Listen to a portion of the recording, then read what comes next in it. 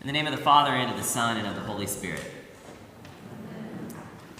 I have mentioned before around this time of year that I have at times been accused of being what you might call an Advent Grinch. And what that is someone who takes the observance of Advent so very seriously that they believe anyone who dares to have some Christmas joy spill out before December 25th is due, I don't know, extra time in purgatory or something like that.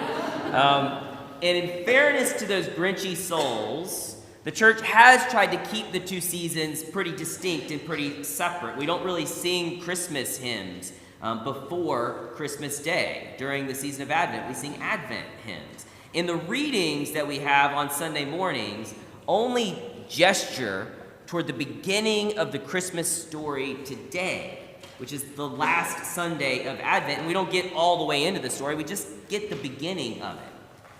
During Advent, we talk about the end of the world and prophecies and John the Baptist's kind of questionable eating habits and things like that.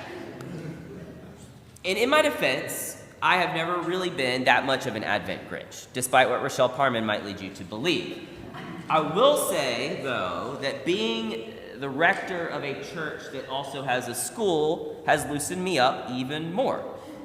Because if you want any Christmas at all in a school community, it's going to have to spill over into Advent here and there. And we have been spilling a whole lot over the last couple of weeks.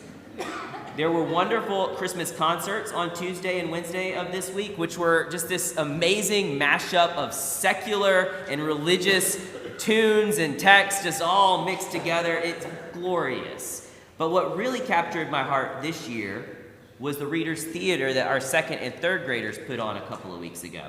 They do this every year. And they take the story that we all know and love, and they kind of make it their own and rewrite it and rework it in various ways. And they keep the main points in focus. There's not like terrible radical stuff that's going on. But it's their own little spin. And hearing what the second and third graders focused on told me something about what grabs our attention in this story. There are so many kind of shiny objects in the story, sometimes literally shiny objects. There are angels all over the place, a star that leads these mysterious people from the east over to the Holy Child, a girl who bravely gives birth to God's Son, and of course, the Holy Child himself. Even the animals kind of stand out to us in a particular way. One of my favorite obscure Christmas carols is actually all about the animals that surround the baby Jesus and worship him. But there's another character in the mix, and sometimes we just kind of gloss over him, and that's Joseph, who shows up prominently in today's gospel. And the way the school kids handled Joseph, who was played by our own William Spurlock, if I'm recalling this correctly, the way that they handled this was like this. He appears, and Mary gives him the news, and the narrator says he was confused because they didn't live together yet. How could this be? Which I thought was really hilarious. And then the narrator continues to tell the story, and I absolutely love this. At first he was irritated, but he got over it, which was really funny. And then I started thinking about it. And while the second and third graders likely can't dive into the complexities of the situation the Holy Family find themselves in today, I can, and you can. And I'm not sure, but he got over it fits what must have been at work in Joseph's mind and heart. The gospel for today simplifies the whole thing as well. When Mary had been engaged to Joseph, but before they lived together, she was found to be with child from the Holy Spirit.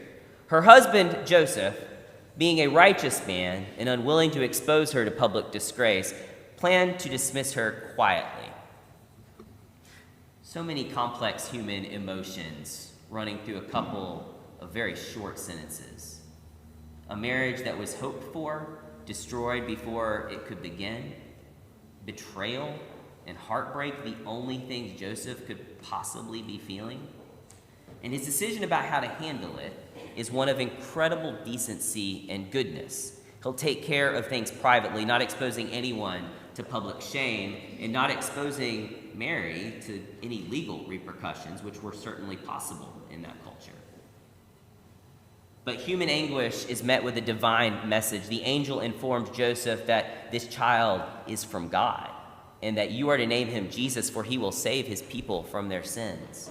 And Joseph wakes up resolving to put away any bitterness and resentment that he might be feeling, and he will do as the Lord commanded, which seems a really tidy way of mopping up the mess. They all lived happily ever after.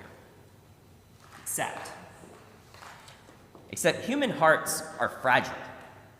Whatever the dream Joseph had, looked, and felt like, the place in his heart, so full of questions and doubts, could not have been completely vanquished. He does what God tells him to do, but it's hard to believe he didn't from time to time wonder, was that really the truth?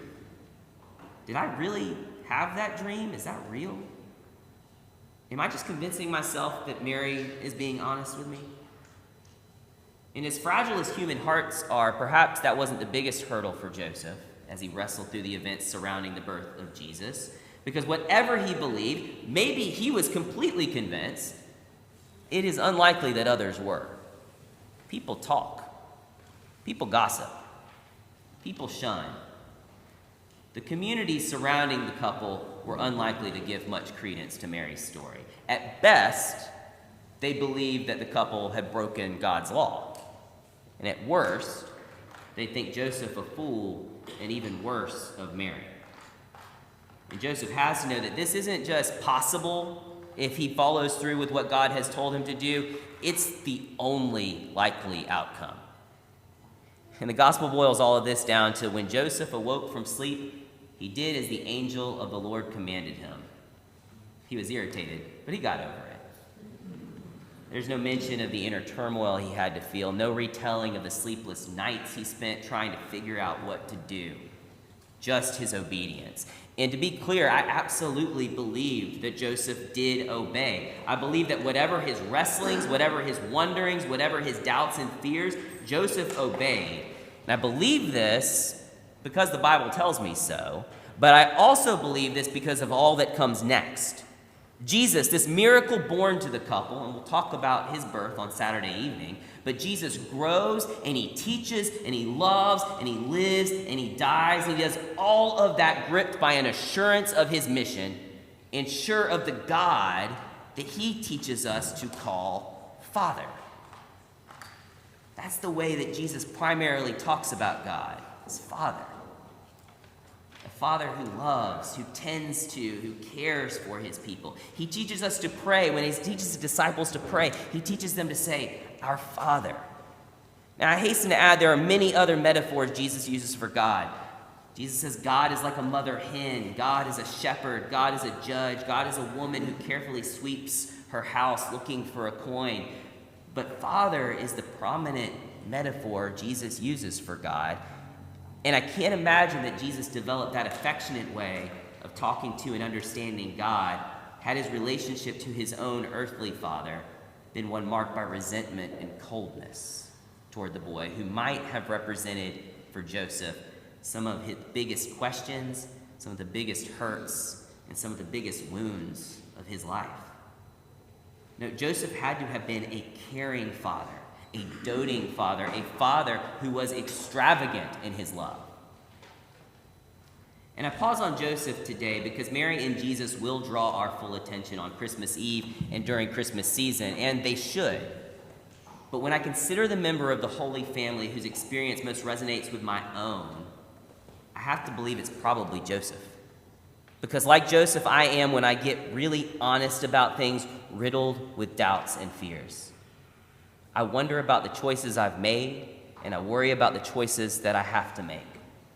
I hear God's voice, it seems sometimes so clearly, only to spend the next days, weeks, months, years wondering, was that really God's voice? Should I really have done that thing? Or would I be following God more closely if I've done this other thing? We are, most of us, much of the time, disciples who are following Jesus, not with clear and confident steps, but sort of by stumbling forward, reaching out in the dark, hoping that we're on the right way. We are Joseph. Which means that, like Joseph, we don't need to allow our fears, our doubts, and our limitations to control our response to the God who calls us.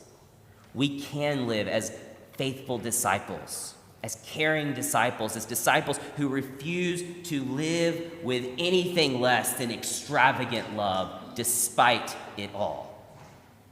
So I invite you to walk the rest of this season of Advent, a season that is marked by hoping that light will pierce our darkness, a season that is honestly so much like most of life for us. I invite you this season to walk in the way of Joseph, a way that doesn't have it all figured out, that doesn't have all your questions answered, a way that wrestles through doubts and fears, that listens as carefully as we can for the voice of the God who is calling, and then follows that call, follows it boldly, and loves extravagantly in the middle of all of life's messes.